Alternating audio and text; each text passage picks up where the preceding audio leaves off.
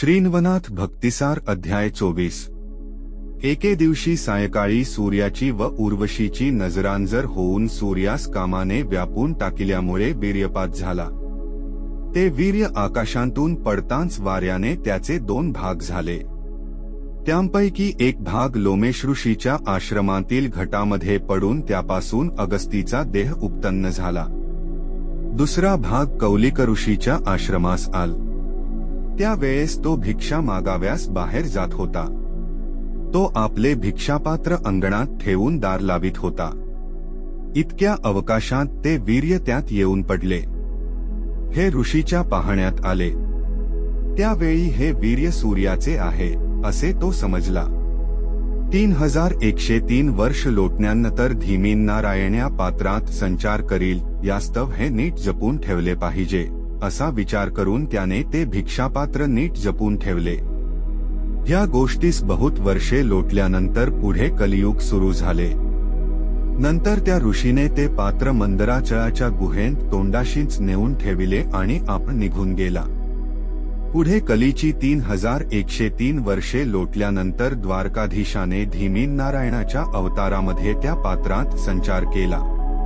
तो गर्भ दिवसेंदिवस वाढत जाऊन 9 महिने पूर्ण भरताच पुतळा तयार झाला। तो त्यात सामावेना तेव्हा त्या पात्राची 2 शकले झाली। त्यातले मूल सूर्याप्रमाणे दैदीप्यमान होते पण रडून आकात करीत होते। त्यात संधीस काही हरिणे तेथे चराव्यास आली।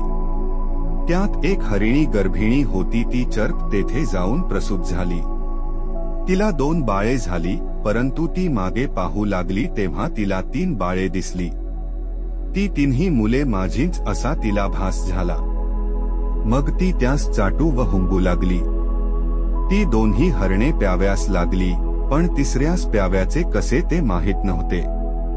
ह्यामुळे ते टकमक पाहू लागले, परंतु तिने युक्तिप्रयुक्तीने स्तनपान करवून त्या मुलीचे संरक्षण केले।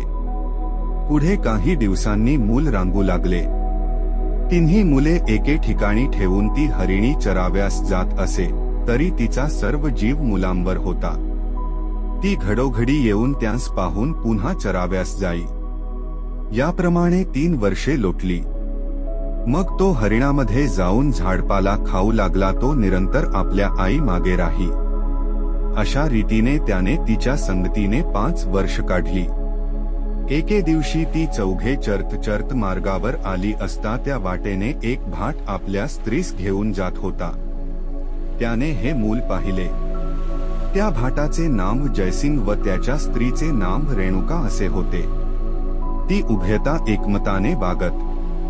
त्यांनी सूर्याप्रमाणे तेजस्वी असा तो मुलगा तेथे पाहून अशा सुकुमार व स्वरूपवान मुलास आईबापांनी अरण्यात सोडून दिल्यामुळे त्या मुलाविषयी त्याच्या मनात नाना प्रकारे विचार येऊ लागले।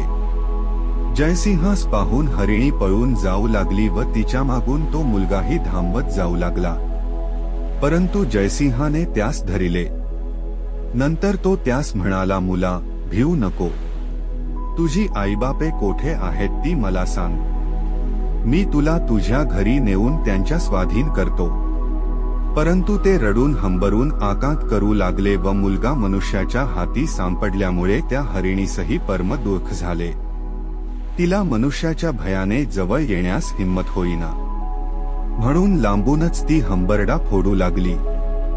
जयसिंह भाट मुलास म्हणाला, मुला, तू रडून असा का आकात करून घेत आहेस? तुझी आईबापे कोठे आहे मला सांग, मी तुला त्यांच्या स्वाधीन करीतो। पण मुलाच्या तोंडून एक शब्द सुद्धा निघेना। तो ब्या ब्या करून रडत होता। मग मुका असेल असे जयसिंगास वाटले, म्हणून तो त्यास हातांच्या खुणा करून विचारू लागला, परंतु त्यास समजत नसल्यामुळे तो काहीच उत्तर देईना। सरतेशेवटी त्याने त्या मुलास आपल्या घरी घेऊन जाण्याचा निश्चय केला।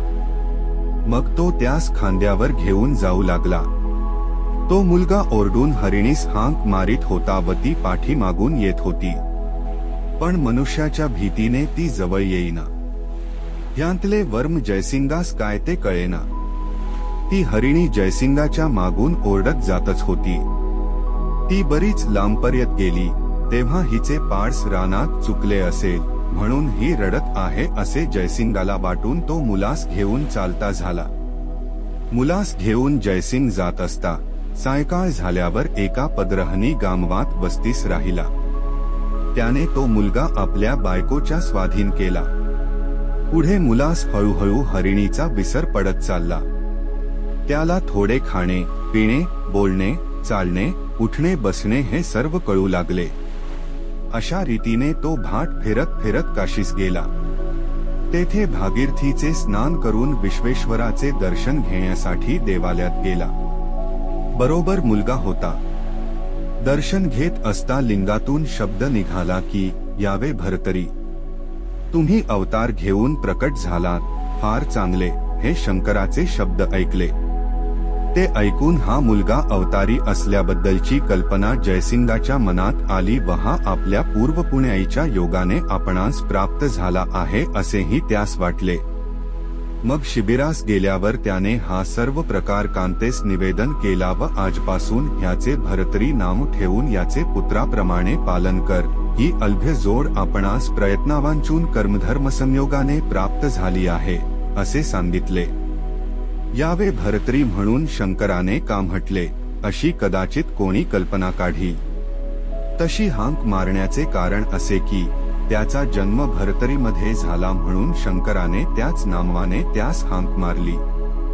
असो, शंकराच्या देवालयातला वृत्तांत जयसिंगाने रेणुकाबाईस कळविल्यानंतर तिला परमानंद झाला.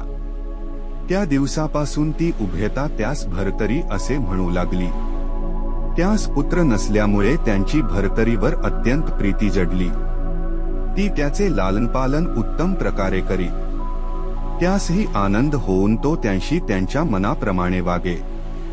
त्यास हा मुलगा प्राप्त झाल्याने अतिशय हर्ष झाला होता. परंतु त्या मुलाच्या आईबापांस तो चुकल्यामुळे परमदुःख होत असेल. ती ह्याचा तपास करीत असतील व आपली भेट झाल्यास त्यास आपणांपासून घेऊन जातील अशी शंका त्यांच्या मनात वारंवार येई. मग ती त्याच क्षेत्रात राहून भिक्षा मागून आपला उदरनिर्वाह करू लागली.